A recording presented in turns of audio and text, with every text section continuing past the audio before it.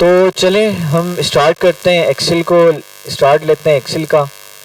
तो सबसे पहले हम बात करते हैं कि भाई हमारे पास एक्सेल है क्या, ठीक है, और एक्सेल क्यों ज़रूरी है और एक्सेल के क्या फ़ायदे हैं जो हम अपने इस कोर्स में हम पढ़ रहे हैं। तो देखें भाई, अब तक आपने जितनी भी चीज़ें सीखी हैं वो सारी वैल्यूएबल चीज़ें सीखी हैं, लेकिन मैं कहता हूं कि भाई आप इस पूरे कोर्स से कुछ लेके जाए ना जाए, अगर आप एक्सेल को अच्छे से समझ के चले गए ना, समझ लें आपका टाइम और आपके पैसे सारे के सारे वसूल हो जाएंगे, ठीक है। तो एक्सेल हमारे पास एक ऐसा सॉफ्टवेयर है, चाहे वो छोटे से छोटा कोई बिजनेस हो या बड़े से बड़ा कोई इंटरप्राइज हो, वो क्या करता है, वो अपने डेटा की मैनेजमेंट के लिए, डेटा को मैनेज करने के लिए, डेटा को स्टोर करने के लिए, कॉम्प्लिकेटेड डेटा को आसान तरीके से विजुलाइज करने के लिए क्या करता है, एक्सेल का इस्तेमाल करता है, ठीक है। एक्सेल क्या है, एक बड़ा पावरफुल टूल है। देखिए कुछ लाइफ में डिसीजंस होते हैं जो कि हमें क्या लेने चाहिए, एक्सेल पे लेने चाहिए, लेकिन हम क्या करते हैं, रैंडम इमोशंस की बेस पे ले लेते हैं, ठीक है। तो अब देखिए हमारे पास जो बड़ी बड़ी कंपनीज होती है ना, जब वो डिसीजन लेती हैं तो वो सिर्फ इमोशन की बेस पर नहीं लेती ना, वो सारे फैक्ट्स एंड फिगर्स देख रही होती हैं। फॉर एग्जांपल हम बात करते हैं कि भाई आपने एक नई प्रोडक्ट लॉन्च की है, ठीक है। प्रोडक्ट लॉन्च करने के बाद आपने कहा है कि भाई ये जो फलाना, आपने फॉर एग्जांपल आइसक्रीम का कोई प्रोडक्ट आपने लॉन्च किया, आपने कहा ये फ्लेवर तो मुझे बहुत अच्छा लगता है, कुछ बिके ना बिके ये फ्लेवर तो बिकेगा ही बिकेगा, बात समझा रही है। तो आपने क्या किया, आपने उसकी बहुत ज्यादा क्वांटिटी में उसका आपने वो प्रोडक्ट आपने बना लिया, ठीक है। बनाने के बाद पता लगा कि भाई ये प्रोडक्ट तो, ये जो मेरे पसंद का फ्लेवर था, मेरे पसंद की प्रोडक्ट थी, ये तो चल ही नहीं रही, ठीक है। समझ आ रही कि नहीं आ रही। तो इसका मतलब यहाँ पे मिसिंग क्या था, यहाँ पे क्या मिसिंग एलिमेंट था, यहाँ पर मिसिंग एलिमेंट ये था कि आपने लॉजिक के बेस पर डिसीजन नहीं लिया, आपने इमोशन के बेस पर डिसीजन लिया, ठीक है। इमोशंस लाजमी है, ठीक है, इमोशंस के बगैर भी डिसीजन समटाइम हमारे अच्छे नहीं होते हैं, लेकिन क्या है कि ऐसा ना हो कि आपके डिसीजन में सारे के सारा इमोशन ही मौजूद हो, या ऐसा भी ना हो कि सारे का सारा लॉजिक ही इन्वॉल्व हो, ठीक है। तो चीजों को बैलेंस करके हम क्या करते हैं, हम डिसीजन लेते हैं। तो इसी तरह से जो बड़ी बड़ी कंपनीज होती हैं, एंटरप्राइज होती हैं, वो करती क्या है, वो अपने डिसीजंस को लेने के लिए उनके पास जितना भी उनकी मार्केटिंग के डिपार्टमेंट से डेटा आ रहा होता है, उनकी प्रोडक्ट के डिपार्टमेंट से डेटा आ रहा होता है, जितने भी डिपार्टमेंट एक कंपनी में, एक बड़ी से बड़ी इंडस्ट्री में चल रहे होते हैं, उस तमाम तरह डेटा को वो क्या करते हैं, एक्सेल में डालते हैं और उसको ऐसी फॉर्म में रिप्रेजेंट करते हैं कि डेटा को विजुलाइज करना क्या होता है, आसान होता है, डेटा की मैनेजमेंट आसान होती है। फिर उस डेटा को देखते हुए वो क्या करते हैं, वो आगे डिसीजन लेते हैं, ठीक है। अगर हम आपके प्रोडक्ट की ही बात करें तो अगर आप पहले क्या करते हैं, एनालाइज करते, आपने थोड़ी थोड़ी प्रोडक्ट की आपने प्रोडक्ट बनवाई और बनवाने के बाद मार्केट में टेस्ट किया, भाई डिमांड किस चीज की आ रही है। आपको पता लगा फ्लेवर ए जो कि मुझे पसंद नहीं था, उसकी डिमांड तो बहुत ज्यादा हाई आ रही है, और जो मुझे पसंद था उसकी डिमांड कम आ रही है। तीसरा फ्लेवर है जो कि मार्केट में ज्यादा, इन्हें अगर आपने नया फ्लेवर बना के चेक किया, उसकी डिमांड मीडियम जा रही है, तो आप क्या करेंगे, आप फिर अपनी मर्जी का तो फ्लेवर नहीं लगाएंगे ना, आप डेटा को, फैक्ट को देखते हुए क्या करेंगे, आप डिसीजन लेंगे। तो इसी तरह से भाई चाहे बड़े से बड़ी कोई कंपनी हो, चाहे छोटी से छोटी कंपनी हो, उसके हर डिपार्टमेंट में आपका एक्सेल यूज होता है, ठीक है। पहले क्या होता था, डेटा एंट्री का काम सारा मैन्युअली होता था, लोग बड़े बड़े रजिस्टर रखे हुए होते थे, अटेंडेंस ले रहे होते थे, भाई ये बंदा आ गया प्रेजेंट, ये आ गया एब्सेंट, ये आ गया लीव पर, वो बड़े बड़े रजिस्टर को क्या करते थे, वो मेंटेन कर रहे होते थे। लेकिन आजकल ऐसा नहीं होता, वो सारे का सारा जो रिकॉर्ड है वो आप कहाँ मैनेज करते हैं, आप एक्सेल पे मैनेज करते हैं। और कॉम्प्लिकेटेड से कॉम्प्लिकेटेड आपका जो डेटा होता है एक्सेल पर, एक्सेल आपको बड़े आसान वे में विजुअलाइज करके आपको देता है, ताकि आपका क्या हो, डिसीजन लेना आपके लिए क्या हो, आसान हो। भाई यहाँ तक बात समझ आ रही है। तो इन शॉर्ट हमारे स्कूल्स में देख लें, हमारे इंस्टीट्यूट्स में देख लें, हमारे किसी भी कंपनी को उठा के देख लें, वहाँ पर एक्सेल आपको मिलेगा ही मिलेगा। और आप जैसे फॉर एग्जांपल किसी कंपनी में काम करने के लिए जाते हैं ना, तो आप कहते हैं भाई मैंने आईटी के डिपार्टमेंट में जाना है, कंप्यूटर पे काम करना है, तो कंप्यूटर पे काम करने वाला क्या काम, क्या वर्ड पे काम कर रहा होगा, नहीं, हो सकता है वो महीने में या 2 महीने में एक दफा उसको वर्ड पे कोई एप्लीकेशन टाइप करनी हो तो करनी हो, लेकिन आपका जो 90% काम होगा वो किस पर होगा, आपके एक्सेल पर होगा। तो लिहाजा एक्सेल को सीखना, एक्सेल को अच्छे से मास्टर करना क्या है, ये बहुत ज्यादा जरूरी है। क्लियर है? यहां तक बात समझ आ गई? तो भाई हमारे पास एक्सेल है क्या? ठीक है, एक्सेल क्या है? अब देखिए हमारे पास एक्सेल जो है ना एक स्प्रेडशीट प्रोग्राम है। ठीक है, माइक्रोसॉफ्ट कंपनी का क्या है, एक स्प्रेडशीट प्रोग्राम है। अब स्प्रेडशीट क्या होता है? स्प्रेडशीट को समझने के लिए आप ऐसे समझें कि भाई डेटा को जब हम रिप्रेजेंट करते हैं ना, डेटा को हम क्या करते हैं जब लोगों के सामने लेकर आते हैं, तो डेटा को रिप्रेजेंट करने के बहुत से तरीके हैं। ठीक है, मैं कहता हूं कि भाई इस क्लासरूम में कितने बच्चे मौजूद हैं, फॉर एग्जांपल 20 बच्चे मौजूद हैं और उन 20 बच्चों की ये एजेस हैं और इस क्लास में पढ़ते हैं और फॉर एग्जांपल इस एरिया से इनका ताल्लुक है। ठीक है, एक तरीका तो ये कि मैं वर्डिंग की फॉर्म में लिखूंगा, भाई एक बच्चा अरसलान है, उसकी ये एज है और इसका ये एरिया है, यहाँ पे रहता है, इसकी ये एज है, इसकी ये एजुकेशन है। ठीक है, मैं वर्डिंग में आपको बयान करता जा रहा हूँ। फिर दूसरे बच्चे का मैंने वर्डिंग में लिखा। समझ आ रही बात?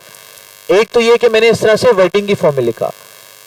इस तरह से मुख्तलिफ और तरीके हैं कि हम क्या करते हैं, इस इंफॉर्मेशन को, डेटा को हम बयान कर सकते हैं। लेकिन फिर हमने देखा इन तमाम तर मेथड्स में ना जो सबसे आसान और सिंपल तरीका है डेटा को रिप्रेजेंट करने का, वो है रोज एंड कॉलम की फॉर्म में क्या करना है, रिप्रेजेंट करना।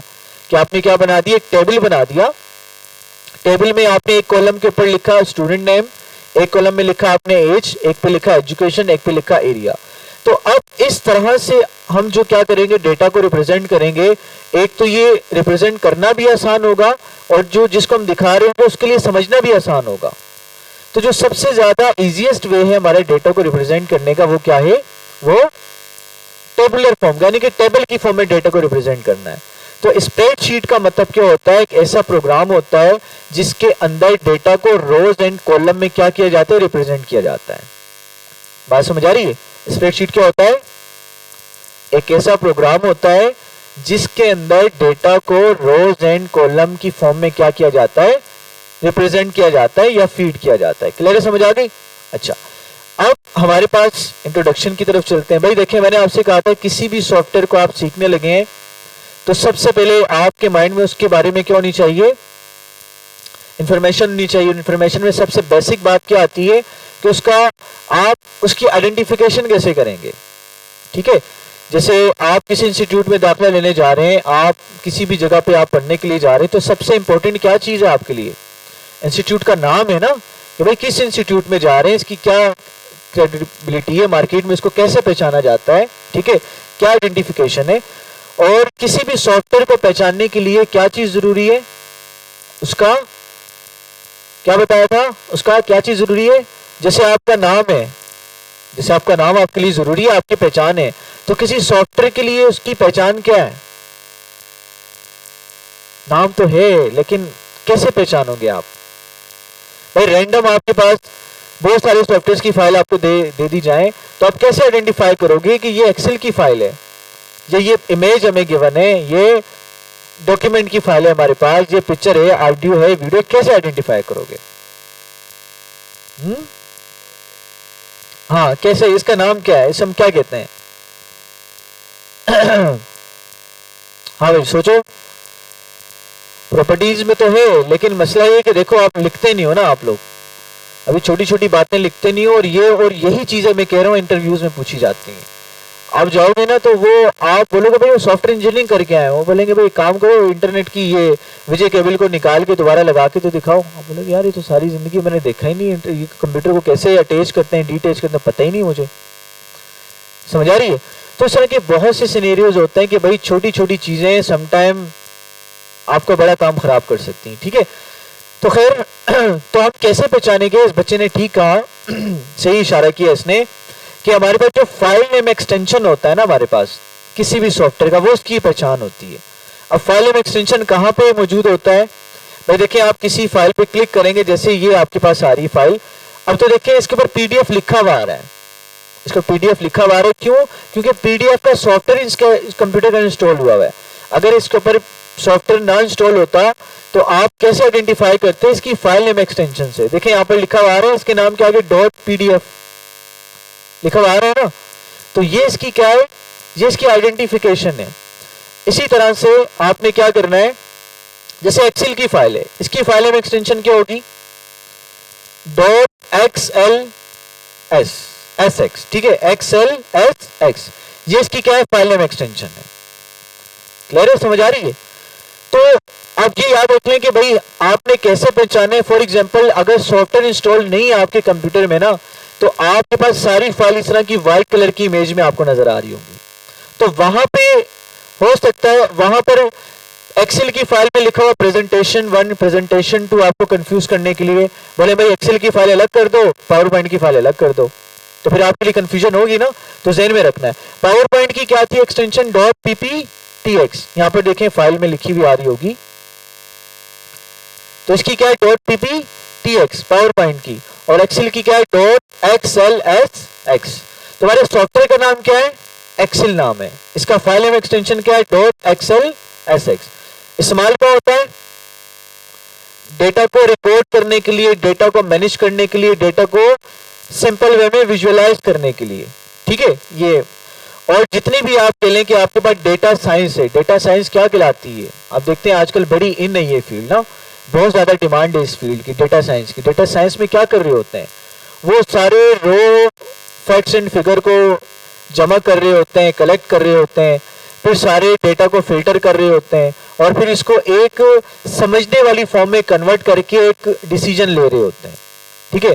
तो वो सारी जो मीनिंगफुल इंसाइट्स होती हैं वो कौन निकाल रहा होता है, वो डेटा साइंस वाला बंदा निकाल रहा होता है डेटा को मैनेज करके, ठीक है। तो ये सारी की सारी जो डेटा मैनेजमेंट का टूल है हमारे पास, ये क्या हमारा एक्सेल है, ठीक है, समझ आ गई बात। अच्छा, अब फाइल में एक्सटेंशन भी समझ में आ गया आपको, सॉफ्टवेयर नेम भी समझ में आ गया। अब इसको ओपन करने की बात करते हैं। देखें, इसको अगेन ओपन करने के मल्टीपल तरीके हैं, 2 से 3 तरीके हम देख लेते हैं। एक तरीका तो ये कि आप क्या करें, आप स्टार्ट पे जाएं और यहां पर जाने के बाद आप एक्सेल लिखें। अगर आपके कंप्यूटर में इंस्टॉल है तो आपको एक्सेल की ऐप आ जाएगी, आप इस पर क्लिक करेंगे, आपके पास आपका एक्सेल का सॉफ्टवेयर क्या हो जाएगा, ओपन हो जाएगा, ठीक है। तो ये हमारा एक्सेल का सॉफ्टवेयर ओपन हो गया, एक तरीका ये। दूसरा जो प्रोफेशनल वे क्या है ओपन करने का, रन कमांड के थ्रू ओपन करते हैं। विंडो बटन प्रेस करके रखेंगे, आर का बटन दबाएंगे, आपके पास रन कमांड आपकी ओपन हो जाएगी। यहां पर आप क्या लिखेंगे, एक्सेल लिखेंगे, EXCEL एक्सेल आपने लिखा और आपने इंटर कर दिया। भाई वर्ड के लिए क्या लिखते थे, विनवर्ड, WINWRD विनवर्ड लिखते थे। अच्छा, पावर पॉइंट के लिए क्या लिखेंगे, पावर PNT लिखेंगे, पावर पॉइंट पूरा नहीं आएगा। और एक्सेल के लिए क्या होगा, EXCEL, ठीक है, आपने एक्सेल पूरा आपने यहाँ पर टाइप करना है। क्लियर है, समझ आ गई। तो जैसे आप ओपन करेंगे तो आपके पास देखें, ये आपके पास इंट्रोडक्शन वाला स्टार्ट का इंटरफेस आपको नजर आएगा सॉफ्टवेयर का। तो भाई सॉफ्टवेयर का इंटरफेस ध्यान में रखना क्या है, बड़ा जरूरी है। अच्छा देखिए, जो स्टार्ट का इंटरफेस आपको नजर आ रहा है, इसके फ्रंट साइड पे आप देख रहे हैं कि लेफ्ट हैंड साइड पे आपको एक्सेल की रीसेंट विंडोज नजर आ रही हैं। यहाँ पे आपकी वो फाइल्स आ रही होंगी जो कि अभी आपने ओल्डर वर्जन, ओल्डर आपकी जो फाइल्स होंगी जिन पे आपने काम किया होगा, वो सारी की सारी आपकी रीसेंट्स में आ रही होंगी। क्लियर है यहाँ तक। अच्छा, उसके सामने अगर आप देखेंगे तो आपको डिफरेंट टेम्पलेट्स आपके पास आ रही हैं। भाई एक्सेल ने आपको अभी आपके लिए आसानी की है कि बहुत सारी आपके लिए टेम्पलेट्स बना के दे दी। जैसे कैनवा ने दी हुई है ना कि भाई आपको डिजाइन बनाने ही नहीं आता, तो आप क्या करें, टेम्पलेट का इस्तेमाल कर लें, कुछ तो बना ही देंगे ना बनाने से कुछ तो बना ही देंगे आप। इसी तरह से आपके पास एक्सेल में भी बनी बनाई टेम्पलेट्स आपके पास आ रही हैं। आपने कोई अटेंडेंस शीट बनानी है, आप यहां पर लिखें अटेंडेंस शीट, लेकिन टेम्पलेट के लिए क्या शर्त है, आपका इंटरनेट कनेक्शन होना चाहिए, ठीक है, इंटरनेट से सर्च करके लाएगा। तो देखें ये आपके पास क्या आ रही है, वीकली अटेंडेंस शीट आ रही है, एम्प्लॉय अटेंडेंस रिकॉर्ड आ रहा है, ठीक है। तो आप क्या कर सकते हैं, जैसे हम इस पर क्लिक करते हैं और क्लिक करने के बाद आपके पास डिस्प्ले में आएगा, आप क्रिएट करेंगे तो आपके पास आपकी वो टेम्पलेट क्या हो जाएगी, ओपन हो जाएगी। देख रहे हैं, तो कुछ भी आपको नहीं करना पड़ा, बनी बनाई टेम्पलेट आपके पास आ गई। अब यहाँ पे जस्ट आप चेंज करते चले जाएंगे कि भाई हमारे पास ये यहाँ पर इन्होंने दिया हुआ है कि लीव ऑन डे 2 है, वर्किंग डेज 261 है, नंबर ऑफ 6 डेज 1 है। अपने लिहाज से आप क्या कर सकते हैं, आप चेंज कर सकते हैं। ये कैलेंडर व्यू आ गया, लीव ट्रैकर आ गया, कब लीव की है, कब क्या किया है, लिस्ट ऑफ एम्प्लॉइज आ गए। तो देख रहे हैं बनी बनाई टेम्पलेट आपके पास आ चुकी है। आपने क्या करना है, आपने कोई बजट वगैरह बनाना है, बजट के लिहाज से काम करना है, तो आप यहाँ पर जाएंगे एक्सेल में और आप बजट टाइप करेंगे तो आपके बजट से रिलेटेड सारी की सारी आपकी टेम्पलेट्स आ जाएंगे। बजट लिखते हैं, बजट बनाने जा रहे हैं तो आप बजट लिखेंगे और इंटर करेंगे तो बजट से रिलेटेड जितनी टेम्पलेट्स होंगी वो सारी आपके पास आ जाएंगी। तो आप अपनी आसानी के लिहाज से जो आपको समझ में आ रही है, जो आपको ठीक लग रही है, आपकी सिचुएशन के अकॉर्डिंग क्या करिए काम कर रही है, तो आप उसको ले सकते हैं। जैसे हम यहाँ से वेडिंग बजट ले लेते हैं, कुछ भी आप ले लें। हमने ओपन किया, ओपन करने के बाद हम इसको देखते हैं। ये सारा आपको बताया कि भाई इस टेम्पलेट में क्या क्या चीज़ें आपने कैसे करना है, क्या नहीं करना। इधर जाते हैं हम, ठीक है, तो डिफरेंट आ रहा है आपके पास, ठीक है, डिफरेंट कैटेगरीज आपके पास आ रही है कि भाई रिंग पे आपने कितना लगाया, इसमें कितना लगाया, ठीक है, एक्चुअल क्या कॉस्ट थी, एस्टिमेट कितनी हुई, ये सारी की सारी कैलकुलेशन आपके पास बनी बनाई आ जाएंगी। ठीक है, समझ में आ रही है आपके पास भाई, क्लियर है टेम्पलेट्स। तो टेम्पलेट्स आप क्या कर सकते हैं, अपने लिहाज से आप कोई भी चूज करके उस पर काम कर सकते हैं। अब कैसे काम करना है इसको हम फर्दर आगे जाएंगे तो आपको टेम्पलेट इस्तेमाल करना भी आ जाएंगी। लेकिन भाई अगर आप स्क्रैच से कोई काम करना चाह रहे हैं, प्रोफेशनल वे में कोई काम करना चाह रहे हैं, तो आप क्या करेंगे, आप ब्लैंक वर्कबुक पे जाएंगे। फिर यहाँ पर देखें आपके पास डिफरेंट कैटेगरीज आ रही है। बिजनेस से रिलेटेड आपको कोई कैटेगरी में आपको कोई चाहिए, प्रेजेंटेशन से रिलेटेड आपको चाहिए, बिजनेस में चाहिए, थीम्स में चाहिए, जो भी आपको चाहिए आप यहाँ से सर्च कर सकते हैं। ठीक है, बजट चाहिए, लिस्ट चाहिए, जितनी भी देखें सारी प्रेजेंटेशन है यहाँ पर आ रही है। ठीक है, अच्छा आगे चलते हैं। फिर हमने क्या करना है, हमने यहाँ से ब्लैंक वर्कबुक को आपने ओपन करना है। हमने जैसे ही ओपन किया तो ये आपके पास क्या आ रहा है, आपके एक्सेल का मेन आपका इंटरफेस आ रहा है। अच्छा देखें, आपने एमएस वर्ड पढ़ा, आपने एमएस पावर पॉइंट पढ़ा, तो तकरीबन हमारे पास कुछ लेआउट है एमएस वर्ड और एमएस एक्सेल का क्या है, आपके पावर पॉइंट्स और वर्ड से मिलता जुलता है हमारे एक्सेल का। ठीक है, बहुत सारी चीजें आपको पता होंगी, जल्दी से उनको रिवाइज भी कर लेते हैं हम लोग। अच्छा देखिए, हमारे पास जो एक्सेल की मेन फाइल होती है, अब ये याद रखना, ये डिफरेंस आ सकता है और पूछा भी जा सकता है। एक्सेल की जो मेन फाइल होती है इसको हम क्या कहते हैं, वर्कबुक कहते हैं। क्या कहते हैं, वर्कबुक कहते हैं। और एक्सेल के अंदर जितनी शीट्स पे, जैसे फॉर एग्जांपल आपने एम्प्लॉय अटेंडेंस वाली शीट पे आपने एम्प्लॉय अटेंडेंस की आपने एक शीट बनाई है, आपने एक्सेल की फाइल बनाई, तो एक्सेल की फाइल क्या कहलाएगी, मेन फाइल क्या कहलाएगी, वर्कबुक कहलाएगी। अब वर्कबुक के अंदर आपने 12 महीनों की आपने क्या बना दी, आपने शीट बनाया, अटेंडेंस शीट बनाई भाई, जनवरी फरवरी मार्च अप्रैल मई जून जुलाई, आपने ये सारी शीट बना दी। तो एक्सेल के अंदर जिस पर काम होगा वो क्या कहलाएगी, ये पूरी जो शीट आपको नजर आ रही है ये वर्कबुक है। वर्कबुक के अंदर क्या मिलेंगी आपको, डिफरेंट शीट्स मिलेंगी। जैसे शीट नंबर 1 आ रही है, मुझे एक और शीट चाहिए तो मैं प्लस पे क्लिक करूंगा, दूसरी शीट आ जाएगी, प्लस पे क्लिक करूंगा तो तीसरी शीट आ जाएगी हमारे पास। ठीक है, समझ आ रही है। तो मेन फाइल क्या है हमारी, वर्कबुक, और उसके अंदर ये जो आपके पास नीचे शीट्स आ रही है क्या हमारी शीट्स है। क्लियर है। अच्छा अब देखिए मेरे पास ये file, home, insert, page layout, formula, data, review, view, ये क्या चीज है, इस पूरे सेक्शन को हम क्या कहते हैं, रिबन कहते हैं। वेरी गुड, इसको हम क्या कहते हैं, रिबन, वेरी राइट। और रिबन के अंदर क्या मौजूद होते हैं, रिबन किन चीजों पे मुश्तमिल होती है, टेप्स के अंदर। टेप्स क्या हमारे पास, टेप्स क्या हमारे पास, इस रिबन के अंदर टेप कहां नजर आ रहे हैं हमें, होम हमारे पास क्या है, टेब है। इंसर्ट क्या हमारे पास, टेब है। पेज लेआउट क्या हमारे पास, टेब है। अच्छा टेब्स के अंदर क्या होती है, हमारी कमांड्स होती हैं, है ना। और जैसे क्लिपबोर्ड हो गया, फॉन्ट हो गया, अलाइनमेंट हो गया, सारी की सारी क्या है, ये हमारे ग्रुप्स हैं। और ग्रुप्स के अंदर क्या हमारी कमांड्स हैं। और जिन कमांड्स के साथ आप छोटा एरो देख रहे हैं, इसका मतलब उसके अंदर मजीद ऑप्शन मौजूद है, ये बात ध्यान में रखिएगा।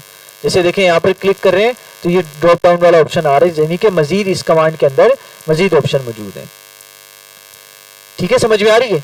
और इसका हिंट आप ले लें, हिंट क्या है कि अगर आपको पता ना हो कि किस कमांड का क्या काम है, आप भूल जाएं, तो आप अपना ये कर्सर होवर करेंगे तो आपको बता देगा, पूरी हिस्ट्री बता देगा तो भाई इसका काम क्या होता है, इसकी शॉर्टकट की क्या होती है, सारी चीजें आपके सामने लाकर ये रख देगा।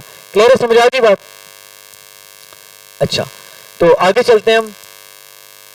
तो उसके बाद हमारे पास ये जो ऊपर ऑप्शन आ रहे हैं इसको हम क्या कहते हैं, ये हमारा क्या कहलाता है, क्योंकि एक्सिस टूल बार कहलाता है। यानी कि अगर आप किसी भी, जैसे किसी भी टेप के अंदर वो एंड में जाके कोई ऑप्शन मौजूद है, आप चाहते हैं इस बार पे आ जाए कि आप होम टैब पे रहते हुए उस ऑप्शन को एक्सेस कर लें, तो आप क्या करेंगे, आप क्विक एक्सेस टूल बार में इसको ऐड कर देंगे।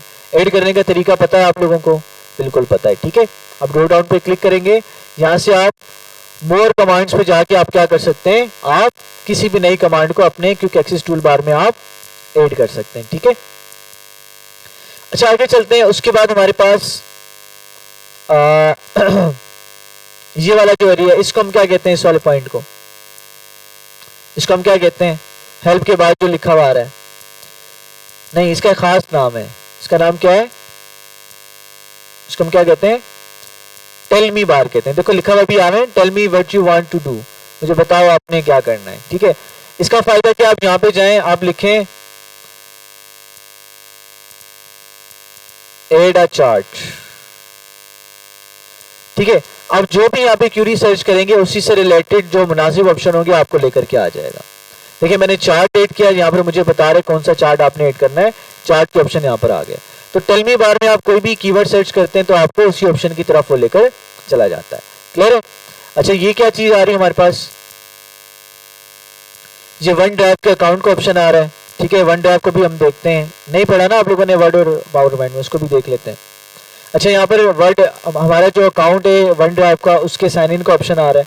अच्छा ये क्या चीज है, ये छोटा एरो बना हुआ है, इसको हम क्या कहते हैं, इस ऑप्शन को, नहीं इस ऑप्शन को छोटा, ये तो तीन तो कंट्रोल बटन है ना, ये मिनिमाइज करने का, रिस्टोर करने का, क्लोज करने का, ये क्या चीज है, ये छोटा एरो,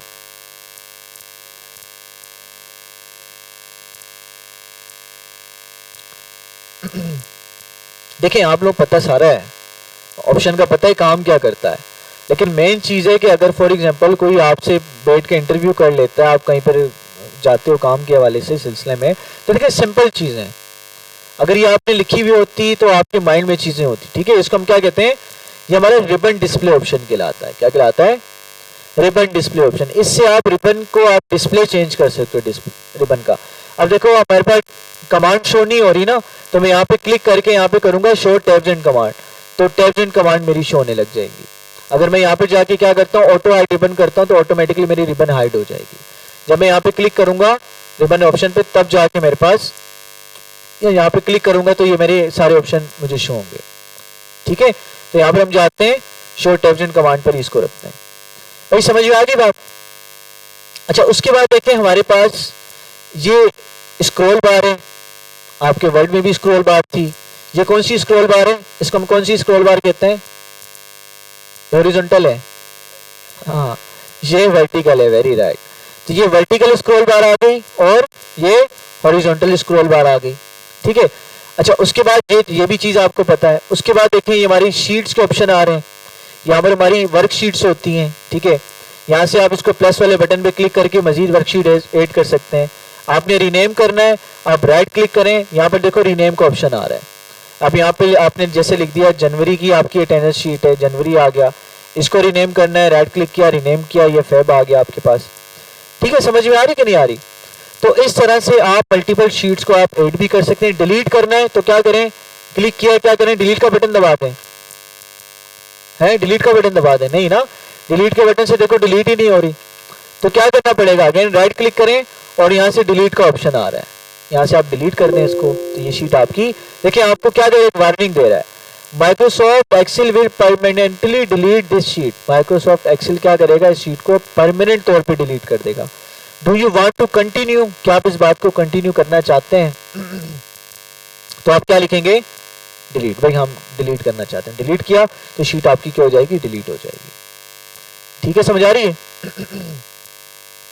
अच्छा आगे चलें, हमारे पास ये क्या आ रहा है, हमारे पास ये जूम कंट्रोल आ रहा है। आपने जूम करेंगे तो आपके पास सेल का साइज जो है वो ज्यादा हो जाएगा, आप कम करेंगे तो क्या होगा, सेल का साइज आपका कम हो जाएगा। क्लियर है? अच्छा फिर बात करें, ये क्या आ रहा है हमारे पास, ये हमारे डिस्प्ले का लेआउट आ रहा है। आप अपनी शीट को कैसे देखना चाह रहे हैं? देखिए भाई वर्ड में क्या था, वर्ड में क्या था, डॉक्यूमेंट था ना, डॉक्यूमेंट के पेजेस थे, पेज 1 2 3, इसमें कहा पेज 1 2 3 आ रहा है, इसमें जाते जाओ है ना, दोते जाओ है ना, तो इसमें वाला सिनेरियो है, ठीक है। तो कितने कितने कॉलम है इसके अंदर, कितनी रोज हैं, कितनी रोज हैं, 10,48,576 रोज है, यानी कि इतना ज्यादा डेटा इसके अंदर आ सकता है, इतनी ज्यादा रोज का डेटा हमारे एक्सेल में आ सकता है। सोचे एक फाइल के अंदर, एक शीट के अंदर, अभी तो आप उसमें मल्टीपल 200-250 शीटें ऐड कर सकते हैं। हर शीट के अंदर आपको कितनी रोज मिलेंगी? 10,48,576। कॉलम कितने मिलेंगे भाई? रो क्या होती है? रो किसे कहते हैं? What are rows and columns? क्या डिफरेंस होता है रोज और कॉलम में? ये रो होती है और ये कॉलम होता है, या ये कॉलम होता है और ये रो होती है? सर एक ही बात बोल दी है ना। खैर देखें, जो हॉरिजॉन्टल लाइन होती है वो क्या कहलाती है? वो रो कहलाती है ना। और जो वर्टिकल लाइन होती है वो क्या कहलाती है? कॉलम कहलाती है। ठीक है, समझ आ रही है? आप अगर मैं आपको हॉरिजॉन्टली देखूं तो ये आपकी क्या बनेगी? आपकी रोज बनेगी। और वर्टिकल देखूं तो ये क्या बनेंगे? आपके कॉलम्स बनेंगे। ठीक है, तो रोज कितनी है हमारे पास? 10,48,576। अब कॉलम कितने? XFD कितने कॉलम है भाई? कॉलम का पता नहीं चल रहा है ना, लेकिन हम जुगाड़ लगाएंगे, कॉलम का पता करके दिखाएंगे आपको। खैर यहां तक बात समझ आ रही कुछ आपको? मतलब बताने का मकसद क्या है मुझे बताइएगा, मैं आपको बताऊंगा ट्रिक कैसे पता करनी है रोज एंड कॉलम कितने हैं, सेकंड में हो जाएगा। अच्छा, ये बात समझ आ गई यहां तक? भाई कहने का मतलब क्या है कि आप इसके अंदर बहुत ज्यादा डेटा इसके अंदर फीड कर सकते हो। ठीक है, बहुत ज्यादा अमाउंट में डेटा आपका इसमें आपका आ सकता है। फिर आगे चलते हैं। ये आपके पास जूम कंट्रोल का समझ में आ गया। ये क्या हमारे पास? ये हमारे लेआउट हैं, विंडो को देखने के, हमारा जो पेज है ना इसको देखने के लेआउट है। पहला जो लेआउट है आपके पास, ये कौन सा लेआउट कहलाता है? ये नॉर्मल लेआउट कहलाता है। देखिए ये नाम लिखा हुआ है, ये नॉर्मल लेआउट होता है। और ये साथ वाला कौन सा होता है? Page layout. अब ये क्या बताएगा? ये मुझे बताएगा कि भाई आपका पहला पेज ये रहा, दूसरा पेज ये रहा, तीसरा पेज ये रहा। आपके पेज यहां से क्या हो रहे हैं? चेंज होते चले जा रहे हैं। देखिए पहला पेज मेरा ये रहा, दूसरा मेरा ये रहा, तीसरा ये रहा, चौथा ये रहा। इस तरह से मेरे पेजेस क्या आ रहे हैं? यहाँ पर डिस्प्ले हो रहे हैं। ठीक है, तो अगर मैंने देखना जो मैंने डेटा फीड किया है, पहले पेज पे कितना आ रहा है, दूसरे पे कितना आ रहा है, तीसरे पे कितना आ रहा है, तो मैं यहाँ पर क्या करूंगा? पेज लेआउट पे जाके मैं देख सकता हूँ कि मेरे कितने पेजेस में मेरा डेटा आ रहा है। भाई नॉर्मल व्यू में तो मुझे सिर्फ डेटा ही नजर आएगा ना। ठीक है, फिर मैंने चेक करना है कि भाई मैं यहाँ पर डेटा टाइप करता चला जा रहा हूँ, मेरे पेज की लिमिट कहाँ तक है, मेरा एक पेज कहाँ तक मुझे मिलेगा, कहाँ तक मेरा एक पेज है। उसके लिए देखें तीसरा हमारे पास डिस्प्ले ऑप्शन आ रहा है जिसको हम क्या कह रहे हैं? Page break preview. यहाँ पे हम जाते हैं तो हमें देखें ये बताएगा। खैर अभी मेरे पास डेटा कोई मौजूद नहीं है तो इसलिए हमारे पास ये हमें बता नहीं रहा कि पेज 1 कहाँ तक है, पेज 2 कहाँ तक है। फिर हम कुछ यहाँ पर ऐड कर लेते हैं, इधर ऐड कर लेते हैं, इधर ऐड कर लेते हैं।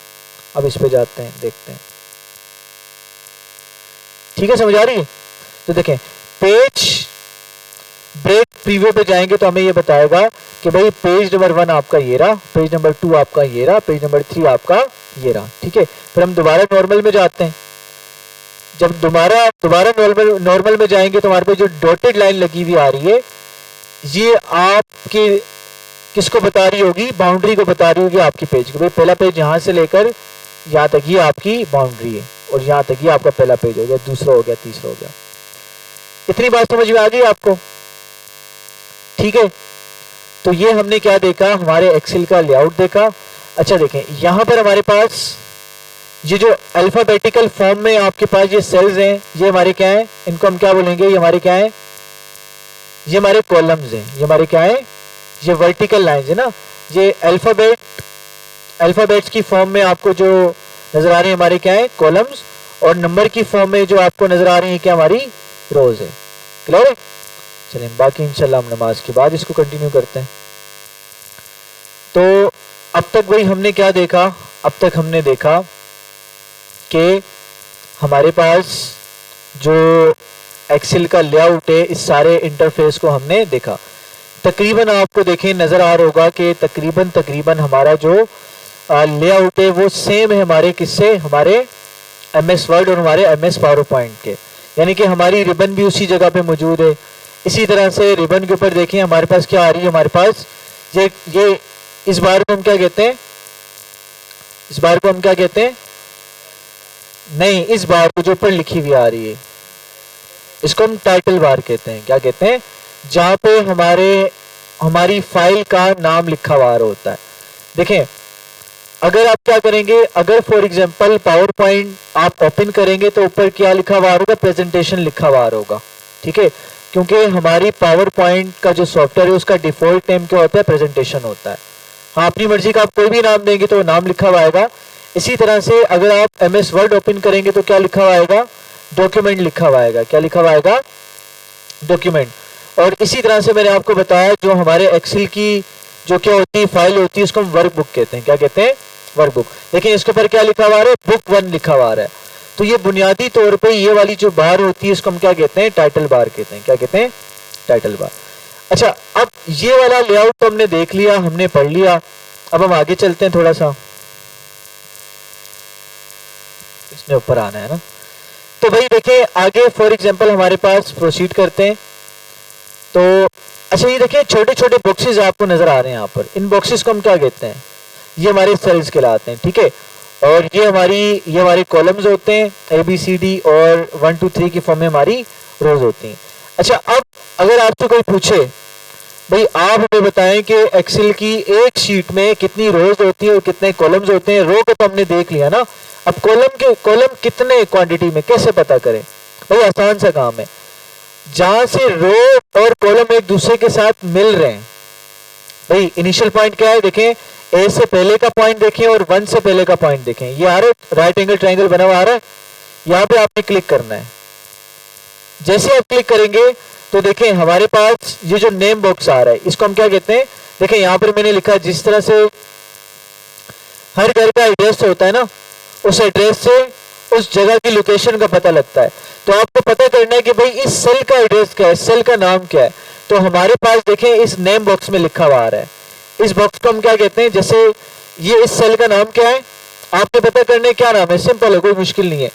H वाले कॉलम में देखें और रो देखें कौन सी आ रही, 9वीं रो और H वाले कॉलम में मौजूद है, तो इसका नाम क्या है, H9। पहले क्या लिखा हुआ आएगा, कॉलम, उसके बाद क्या लिखी हुई आएगी, रो लिखी हुई आएगी, ठीक है। और इसी का जो एड्रेस है अगर आपको समझ में नहीं आ रहा तो आपके पास नेम बॉक्स वाले आपके बॉक्स में लिखा हुआ होगा। देखिए इस बॉक्स का नाम क्या है, नेम बॉक्स, नीचे लिखा हुआ है नेम बॉक्स छोटा सा, तो नेम बॉक्स है। आप इसको क्या कर सकते हैं, आप इसकी लेंथ को आप एडजस्ट कर सकते हैं। देखिए एडजस्ट हो रहा है हमारे पास, ठीक है, एडजस्ट हो रहा है। अच्छा, अब मुझे पता करना है कितनी रोज एंड कॉलम है। मैं राइट एंगल ट्राइंगल पे जाता हूँ, क्लिक करता हूँ। क्लिक करने के बाद देखिए लिखा हुआ है 10,48,576 रोज हैं और 16,384 कॉलम है। अब क्वांटिटी पता लग गई। तो रो इनटू कॉलम हमारे पास एक्सेल में हमारे पास आ गए। भाई क्लियर है यहाँ तक। तो किसी भी सेल का एड्रेस कैसे लिखा हुआ होता है, पहले कॉलम लिखा हुआ होता है फिर रो लिखी हुई होती है, ठीक है। अच्छा आगे चलते हैं। उसके बाद देखिए हमारे पास जो आखिरी चीज है हमारे लेआउट में, हमारे इंटरफेस में, वो क्या है हमारा, ये फार्मूला बार, इसको आप कहते हैं, क्या कहते हैं, फार्मूला बार। यहाँ पे क्या होता है हमारे पास फार्मूला डिस्प्ले होता है। फॉर एग्जांपल मैंने इस सेल पे क्या किया, मैंने फार्मूला लगाया। जैसे मैं लिखता हूं, यहाँ पे मैंने लिखा 20 10 20 30 मैंने लिखा। अब इनको मैंने क्या करना है, प्लस करना है। मैं लिखता हूं इक्वल 20 प्लस 10 प्लस उसके बाद 20 प्लस 30। अच्छा एक बात याद रखिएगा, जब भी एक्सेल का फार्मूला आप क्या करेंगे, आप लिखेंगे तो आपने कोई भी फार्मूला इनिशिएट करने के लिए आपने इक्वल का साइन लगाना है। आप कोई भी फार्मूला लिखें, अगर आप इक्वल का साइन नहीं लगाएंगे तो आपका फार्मूला काम नहीं करेगा, ठीक है। तो अब देखिए मेरे पास, आपको पता लग रहा है कि कौन से सेल में फार्मूला लगा हुआ है, आपको पता नहीं लग रहा। देखें इसमें मैं गया, क्या मेरा फार्मूला बार मुझे बता रहा है, इस पे फार्मूला नहीं बता रहा। क्या इस पे फार्मूला आ रहा है, नहीं आ रहा। इस पे आ रहा है, नहीं आ रहा। इस पे आ रहा है, नहीं आ रहा। इस पे देखिए फार्मूला लिखा हुआ आ रहा है। तो ये जो फार्मूला बार होती है हमें क्या बताती है, हमें बताती है कौन से सेल पे फार्मूला लगा है, कौन से सेल पे फार्मूला, यानी कि हमारा पूरा फार्मूला यहाँ पे डिस्प्ले हो रहा होता है, ठीक है, समझ आ रही है। आगे इसको क्या क्या बेनिफिट्स हैं और भी हम साथ साथ देखेंगे। तो यहाँ तक कोई इशू की बात नहीं है। अच्छा देखें, अब मैंने क्या किया यहाँ पर, अब यहाँ पर मैंने क्या किया है, यहाँ पर मैंने फार्मूला लिखा है इक्वल, प्लस का फार्मूला मैंने लगाया है, ठीक है। इसको हम मजीद आगे जाके एब्सोल्यूट रेफरेंस क्या एब्सोल्यूट होता है, रिलेटिव रेफरेंस होता है, इसको डिटेल में देखेंगे।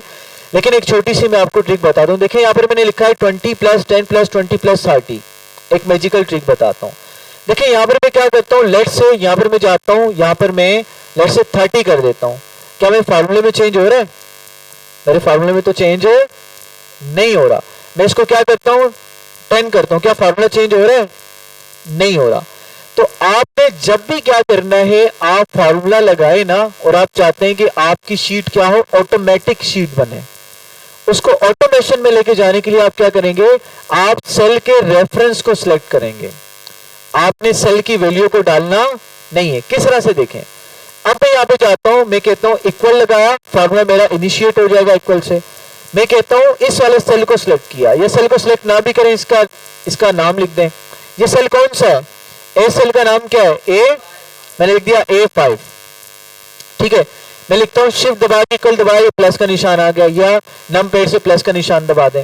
दूसरा क्या है? B5, मैंने लिखा B5, फिर मैंने प्लस लिखा, फिर मैं कहता हूं C5, फिर मैंने प्लस कर दिया, फिर मैं कहता हूं D5।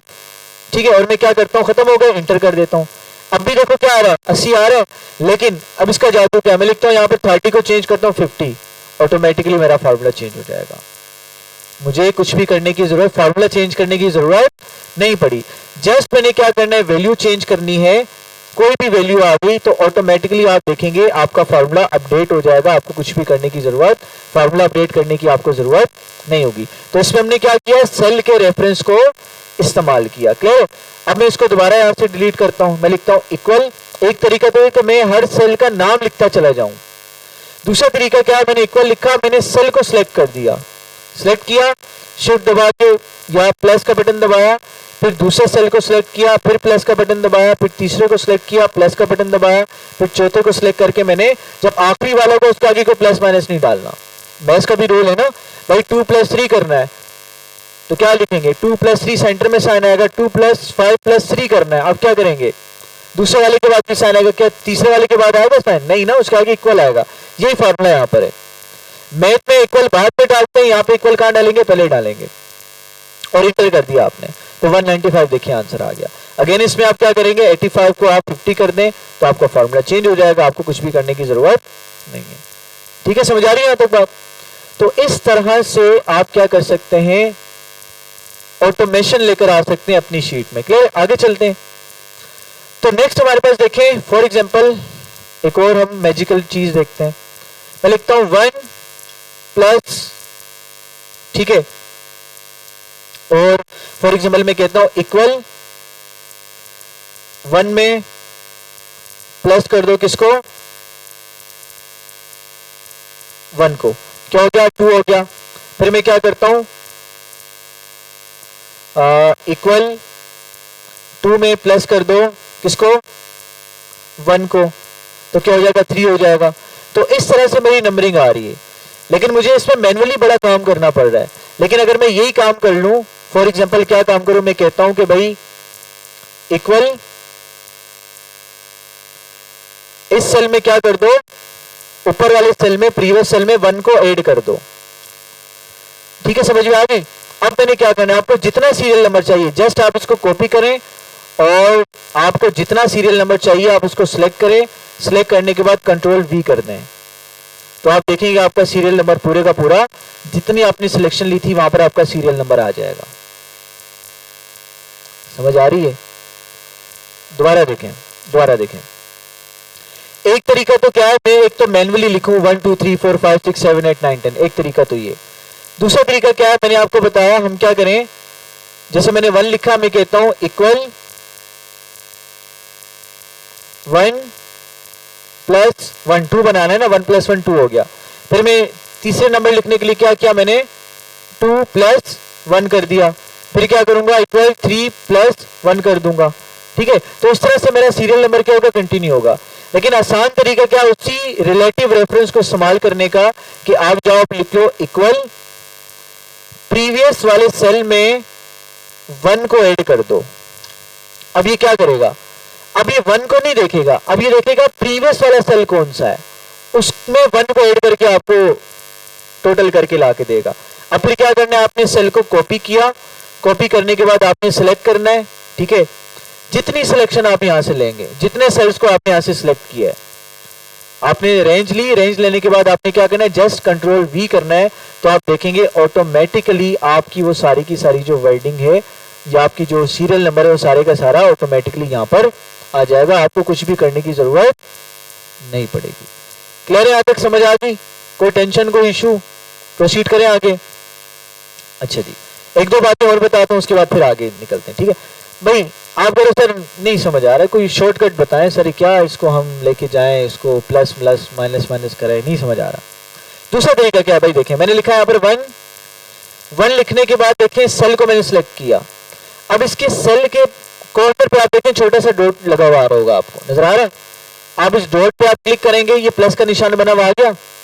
आपने फिर कीबोर्ड के बटन से प्लस का निशान कंट्रोल दबाना है,